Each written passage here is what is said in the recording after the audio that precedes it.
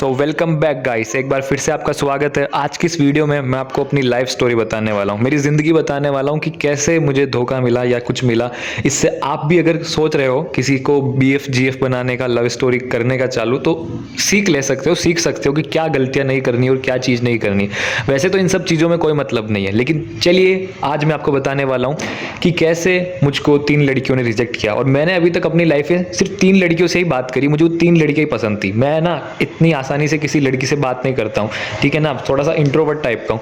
और वो 3 ही पसंद थी, तीनों ने मुझे रिजेक्ट कर दिया, ठीक है। और यही स्टोरी मैं आपके सामने बताने वाला हूँ। तो देखो, सबसे पहले मुझे जिसने रिजेक्ट किया था उसका नाम था रिद्धि, ठीक है। और हम कहाँ मिले थे, मैं कॉलेज में हूँ ना, तो मैं कॉलेज क्या है सिर्फ एग्ज़ाम देने जाता हूँ, ठीक है। तो पिछले साल की बात है या 2 साल हो गए मेरे हिसाब से, तो मैं एग्ज़ाम देने गया हुआ था, ठीक है। अब मैं यहाँ बैठा हूँ एग्ज़ाम दे रहा हूँ, वो वहाँ बैठी एग्ज़ाम दे रही है। अब वो जब भी एग्ज़ाम देने आती ना, एग्ज़ाम हॉल में आती, पास बैठती, उसकी जूते की लेस खुली होती थी, ठीक है ना। पहले दिन आई वो, उसके जूते की लेस खुली थी।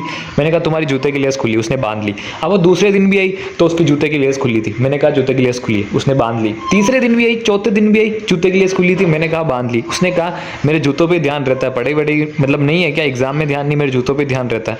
तो वो हंसने लगी।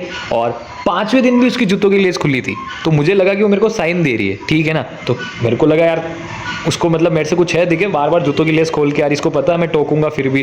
तो अब वो सुंदर बहुत थी, बहुत मतलब तुम कह लो ना यार, मतलब एकदम बिल्कुल मिल्क जैसी गोरी और सुंदर बहुत थी। मेरे को देखते ही लगता था कि आउट ऑफ लीग है, ठीक है।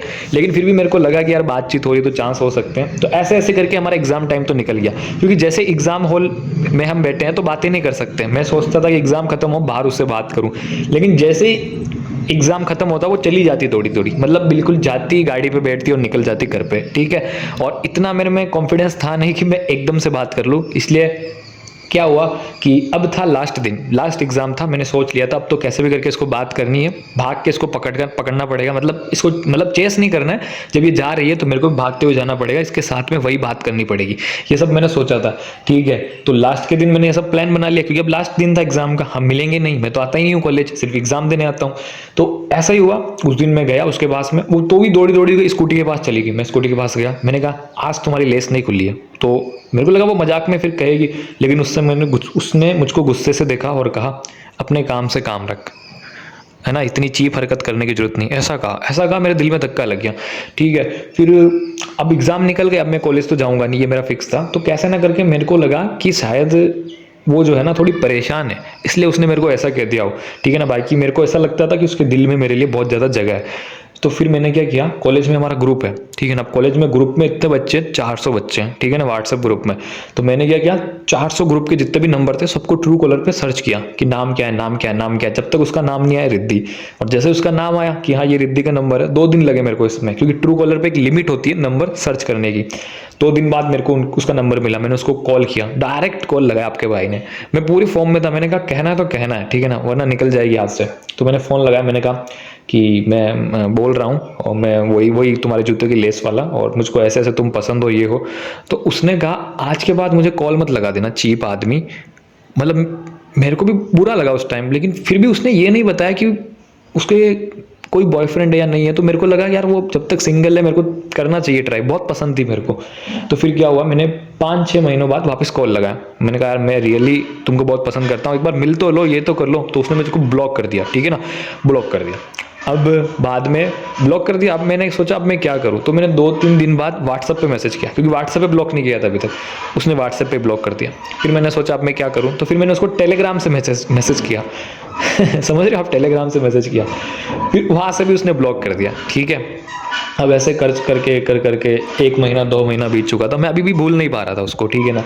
तो मैंने फिर से दोस्त के फ़ोन से कॉल लगाया, मैंने कहा मैं रियली तुमको पसंद करता हूँ यार, प्लीज़ प्लीज़ प्लीज़ प्लीज़ यार क्यों ऐसा कर रही हो, क्यों, मतलब प्लीज़ बात कर लो मुझसे। तो उसने कहा मैं पहले से ही किसी से कमिटेड हूँ, मेरे पहले से ही बीएफ है, अगर मैं तुमसे करूँगी तो ये थोड़ा सही थोड़ी है। उसने ऐसा ही कहा, ठीक है ना, कि तुमसे करूँगी थोड़ा सही थोड़ी है। तो मैंने कहा अगर तुम्हारे बीएफ नहीं होता तो तुम मेरे हो जाती है। तो उसने फ़ोन काट दिया, मतलब फ़ोन काटने से पहले भी उसने कहा था कि तू चीप हरकत हरकतें मत कर भाई, मेरे को तेरे से कोई लेना देना नहीं, मैं पहले से किसी से कमिटेड हूँ, तो मैं तेरे कैसे हो जाऊंगी, तू क्यों क्यों इतना ट्राई कर रहा है, और अब अगर तेरा नेक्स्ट बार कॉल आया तो मैं पुलिस को बता दूंगी या मेरे भाई को कह दूंगी, ठीक है। मैंने कहा ठीक है।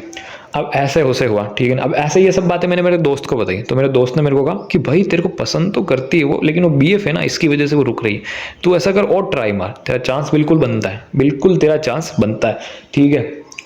तो जब मैंने ये सुना तो 3-4 दिन बाद मैंने वापस से किसी और के नंबर से उसको कॉल लगाया, कि कहा कि अगर तुम्हारे बीएफ नहीं होता तो तुम मेरे को करती ना करती, ये बताओ मेरे को। तो उसने कहा भाई तू क्यों फ़ोन लगा रहा है, क्यों चीप हरकत कर रहा है, चीप चीप चीप हर बार यही कहती थी कि क्यों फ़ोन कर रहा है मेरे को। मैंने कहा था तेरे को पुलिस केस कर दूंगी, ये कर दूंगी। मैंने कहा करना है पुलिस केस कर दे, डर सा थोड़ी हूँ मैं। तो ये पूछ रहा हूँ कि तेरे को अगर तेरा बीएफ पसंद नहीं हो तो जब मेरे को बहुत पसंद है तू, मैं कुछ भी कर सकता हूँ तेरे लिए, ऐसा ऐसा काम मैंने, ठीक है ना। नया नया प्यार था ना। तो 2 मिनट के लिए कॉल एकदम होल्ड पे रहा बिल्कुल, ठीक है। उसने कहा 1 मिनट होल्ड कर, मैं बताती हूँ, ठीक है। मैंने कहा ठीक है। मैंने कहा चेंज हो गई, देखिए इसके बीएफ को छोड़कर मेरे पास आ रही। 2 मिनट बाद में एक आदमी बोला, समझ रहे, उसका पापा था या भाई था, इतनी बुरी बुरी गालियाँ निकाली, इतनी बुरी बुरी गालियाँ निकाली। उसने कहा फैन के ये तेरे को साले पकड़ के मारूंगा, तेरे घर आके मारूंगा, तेरे को ये कर दूंगा, वो कर दूंगा, ये कर दूंगा, वो कर दूंगा, ठीक है। ये सब ऐसा सीन हुआ, ठीक है ना। उसने मेरे को बहुत गालियाँ निकाली, बहुत बुरा भला कहा, और मैं डर गया और मैं रुक गया उस टाइम, ठीक है ना। मैं फर्स्ट ईयर था यार कॉलेज में, ठीक है। और जब मैं रुक, उसके बाद मैंने कभी मैसेज नहीं किया, लेकिन मैं स्टॉक करता रहता था उसको, ठीक है ना, स्टॉक करता रहता था, ठीक है ना, कमिटेड है। और बहुत समय बाद स्टॉक करने के बाद मैंने छोड़ दिया। मैंने कहा अब वो मेरी नहीं होने वाली, उसको छोड़ देते हैं। उसके बाद उसके मुड़कर कभी नहीं देखा, मतलब उसके बारे में मैंने कभी सोचा ही नहीं, ना उसकी तरफ देखा।